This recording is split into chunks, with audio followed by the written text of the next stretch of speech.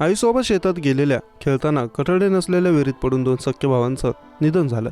ही दुर्दैवी घटना काल मंगळवारी दिनांक 17 रोजी पैठण तालुक्यातील राजापूर शिवारात घडली।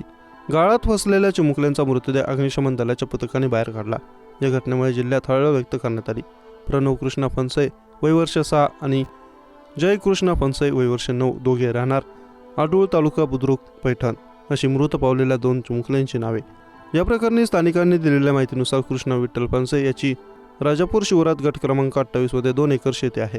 दरम्यान काल मंगळवार दिनांक 17 रोजी कृष्णा यांची पत्नी वर्षा या कामानिमित्त शेतात गेल्या। यावेळी त्यांच्यासोबत त्यांची 2 मुलं प्रणव आणि जय सोबत होते।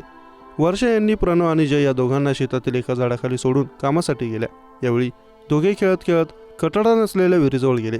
दोघेही काही करण्याच्या आत खेळता खेळता तोल जाऊन विहिरीत पडले।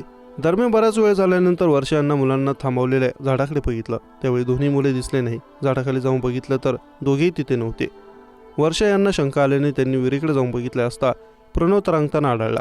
प्रणवला बघताच त्यांनी आरडाओरड केला। यावेळी परिसरातील शेतकरी जमा झाले। विहिरीमध्ये प्रणवचा मृतदेह पाण्यावर तरंगताना दिसला, मात्र जय दिसत नव्हता। जय हा विहिरीतील गाळात फसला असावा असा संशय नागरिकांना आला।